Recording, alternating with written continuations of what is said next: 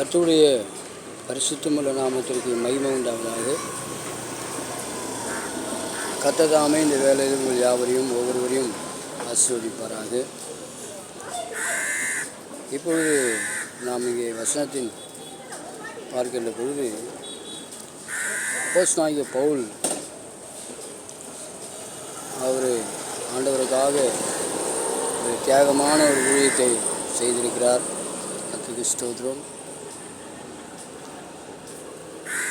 இந்த அப்போஸ்தலனாகிய பவுல் அவர் செய்த ஊழியங்கள், கர்த்தரோடு அவர் இருந்த ஐக்கியம், கர்த்தருக்காக செய்த அவருடைய கிரியை,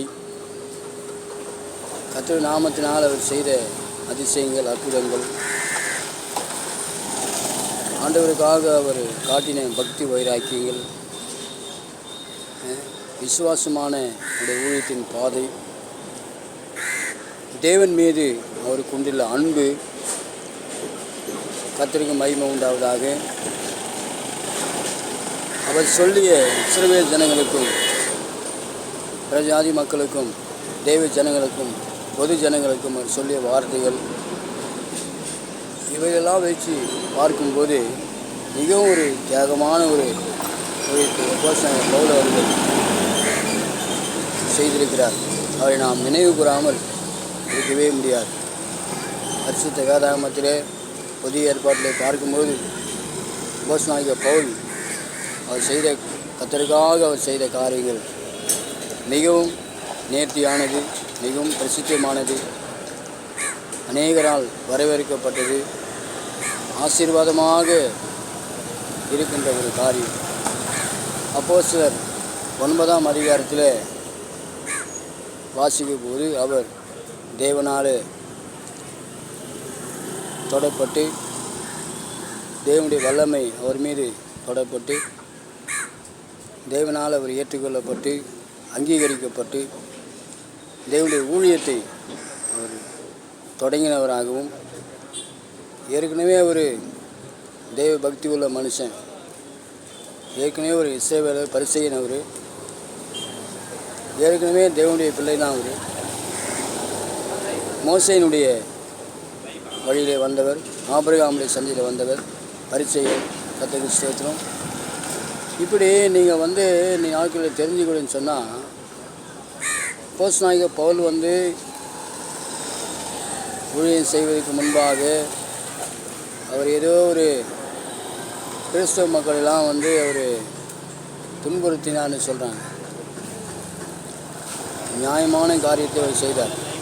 எல்லா ஜனங்கள்லாம் விளங்கிக்கணும். கர்த்தருக்கு ஸ்தோத்திரம். அதுக்கப்புறம் பார்த்தீங்கன்னா அப்போஸ்தலனாகிய பவுலை குறித்து சொல்லுகிற வார்த்தைகள், அவர் வேலை செஞ்சுனே ஊழியம் செய்தார் சொல்கிறாங்க. ஆரம்ப காலத்தில் அவர் வேலை செய்தார். ஊழியத்தை கர்த்தர் ஆசீர்வதிக்கும் போது அதெல்லாம் விட்டுட்டு ஜெபம் பண்ணுவதிலும், வேதவசனத்தை பிரசங்கிக்கிறதிலும், சபைகளை நடத்துவதிலும் அவர்கள் வழி நடத்தினார்கள், பிரயாசப்பட்டார்கள். இதெல்லாம் ஜனங்க தெரிஞ்சுக்கணும். அப்போஸ்தலனாகிய பவுல் வேலை செய்தார்னு ஒரு இடத்துல சொல்லப்பட்டிருக்கு, அவ்வளோதான். அதுக்காக வேலை செஞ்சுனே நீ கடைசி வரைக்கும் ஊழியம் செய்யினாக்கா ஊழியமும் செய்ய முடியாது, வேலையும் செய்ய முடியாது. கர்த்தருக்கு ஸ்தோத்திரம், மகிமை உண்டாவதாக. ஆகவே இப்படிலாம் இருக்குது. ஆரம்ப நாட்களில் அது விசுவாசம் கொஞ்சம் இதுதான். அந்த நேரத்தில் அவர் வெளியே புறப்பட்டு போய் செய்த காரியங்கள், ஒரு வீட்டாண்டே இருந்துக்கின்னு மோளம் அடிச்சுக்கின்னு மங்களம் பாடினே இல்லை, நல்லா ஜனங்க புரியணும். அவர் வெளியே புறப்பட்டு போனார். வெளியே புறப்பட்டு போய் ஜாதிகளை, ஜனங்களை, மக்களை, ஊர் ஜனங்களை, தலைவர்களை இப்படி சந்திக்க புறப்பட்டார். அந்த நேரத்தில் அவருக்கு ஒரு வேலையை செய்து அதை இந்த வருமானத்தை வச்சு அவர் ஊழியத்தின் தேவையை சந்திக்கப்படும். கர்த்தருக்கு ஸ்தோத்திரம்.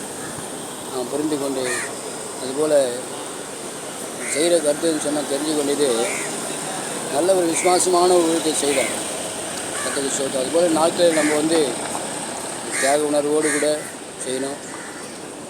இப்போ இன்றைக்கி ஊழியக்காரங்க எப்படி இருக்காங்க? எப்படி இருக்காங்க? கர்த்தருக்கு ஸ்தோத்திரம்.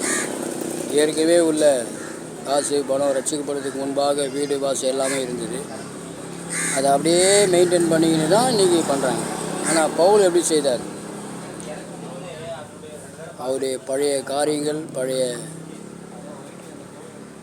ஆசீர்வாதங்கள், பழைய பொண்ணு பொருள் எல்லாம் விட்டுட்டு தேவன் ஊழியத்துக்கு வந்த பிறகு தேவன் கொடுக்கிறதை பயன்படுத்தி, தேவன் கொடுக்கிறதை சாப்பிட்டுட்டு அப்படி ஊழியம் செய்தார். இதெல்லாம் ஒரு பெரிய காரியம், பெரிய விஷயம் இதெல்லாம். ஆகவே இதெல்லாம் நீங்கள் சிந்தித்து பார்க்கணும். அப்போஸ்தலனாகிய பவுல் காரியங்கள் இந்த நாட்களில். ஆகவே நாட்களில் நம்ம ஆசீர்வாதம் பெற வேண்டும் என்று சொன்னால் மிக முக்கியமான காரியம் வேதம் வாசிக்கிறோம். ரெண்டாவது, முழங்கால் நின்று ஜெபம் பண்ணணும். கொஞ்ச நேரம், ஒரு 5 நிமிடம், ஒரு 10 நிமிடம் முழங்கால் நின்று ஜெபம் பண்ண பழகி கொள்ளுங்கள். அது யாராக இருந்தாலும் சரி, 100 வயசானாலும் சரி, அது 200 வயசானாலும் சரி. ஆகவே ஜெபத்தை நீங்கள் பழகி கொள்ளுங்கள். தொடர்ந்து தேவன் தாமே உங்களை ஆசீர்வதிப்பாராக. நன்றி, நன்றி, நன்றி.